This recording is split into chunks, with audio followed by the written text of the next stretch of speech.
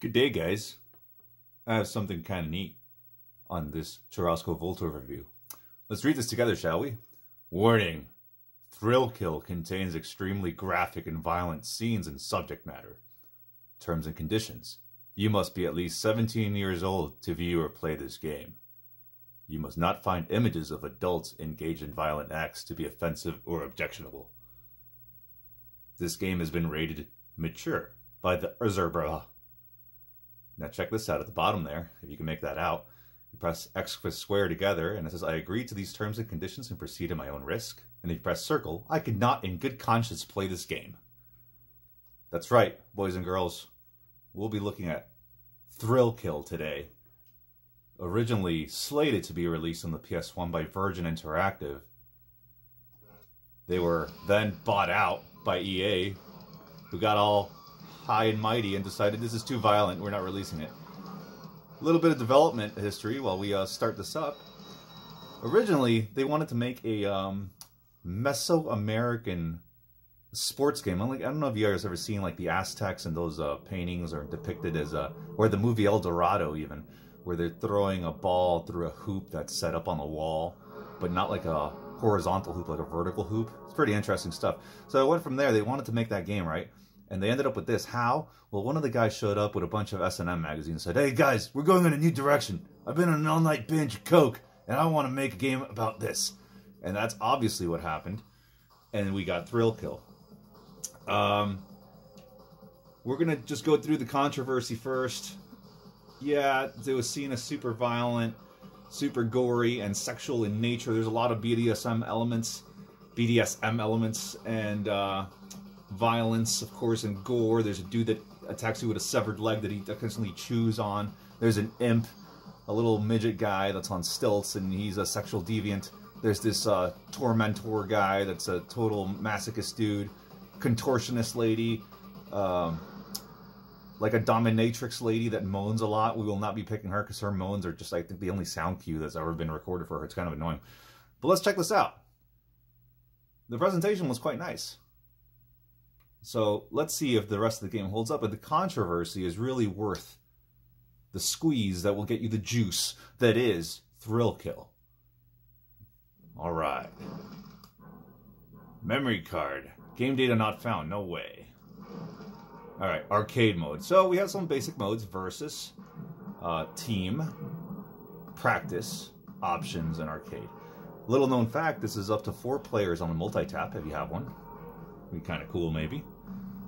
Basically, what we're getting here is an arena-style brawler. Let's pick our character, shall we? Oddball's a dude in a straitjacket. The dominatrix Belladonna. Dr. Faustus is a dentist with his dentures are these chompers like from James Bond.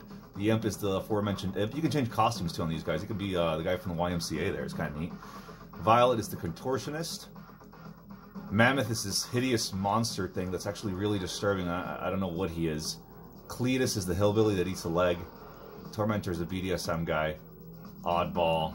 Let's see. We're going to go with our boy Dr. Faustus because he's just disturbing, the whole dentist thing. Let's do that.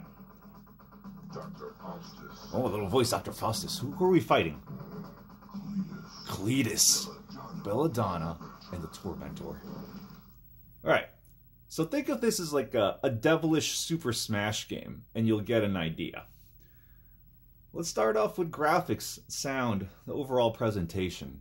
So far, I'm pleased. These menus were quite nice.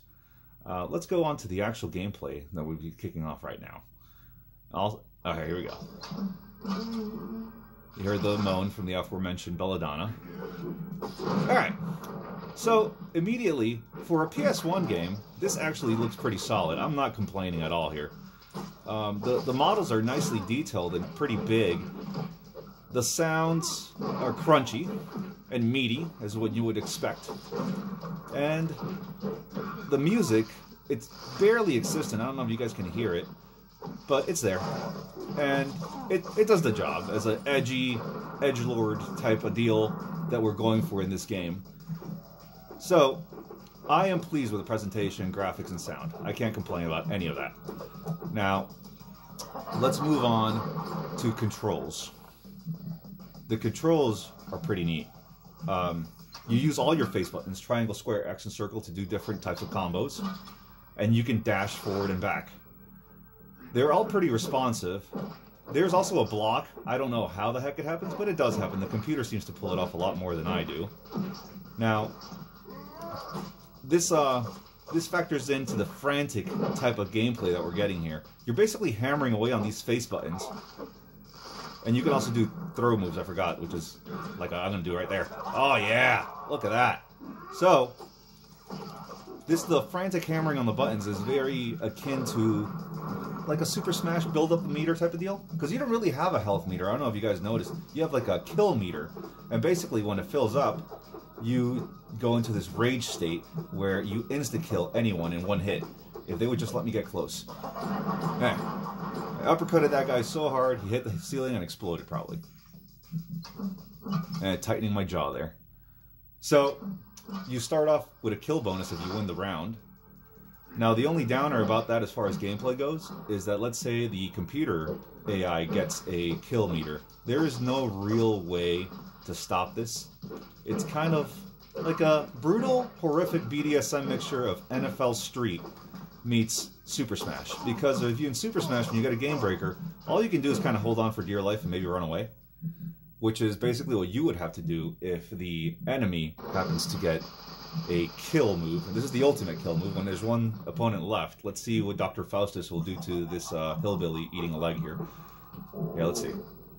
Oh, we're going to chew his face off. We bit off his head. And he's bleeding out. That's fantastic. Yeah, this video, if I had sponsors, it would probably get demonetized, but it's okay. It's just us. Just you and me. Just you and Churrasco Voltorb and a little bit of Thrill Kill. No one's got to know.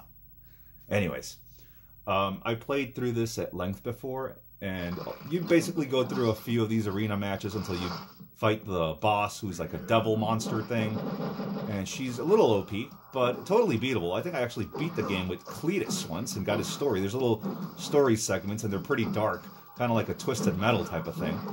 So, it's pretty neat. This game is fun. Now, is it worth seeking out? There's a variety of ways you can play this game. Of course, you can emulate, which is, you know, I hear popular with the cool guys nowadays. But what I did is, because as you know, I love my physical media, is I got a nicely made disc with the case and not the instructions, but the art and everything. That looks like a legit PlayStation 1 case from Etsy back in the day. And I'm playing it on my modded PS1 there, my Mayumi chip PS1. Now look at that. We kicked him so hard he exploded.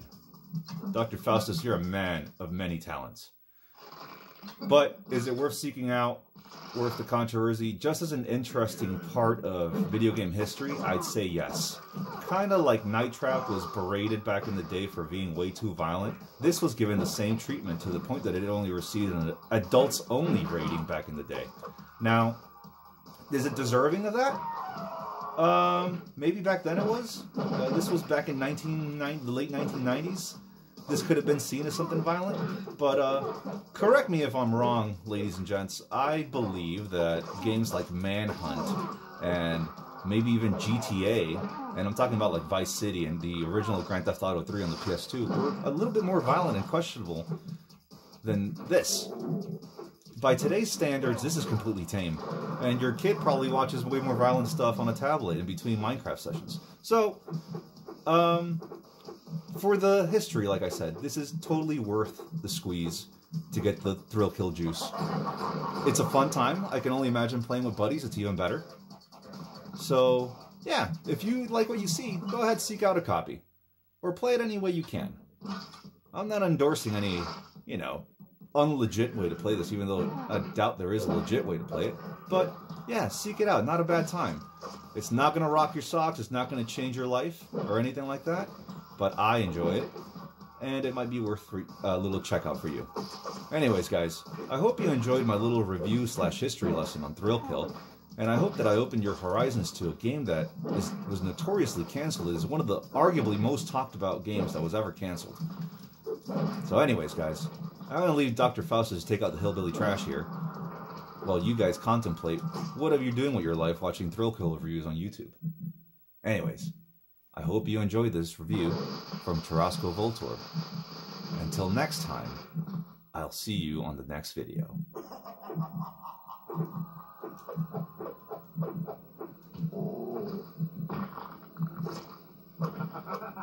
Yeah. Thanks for watching.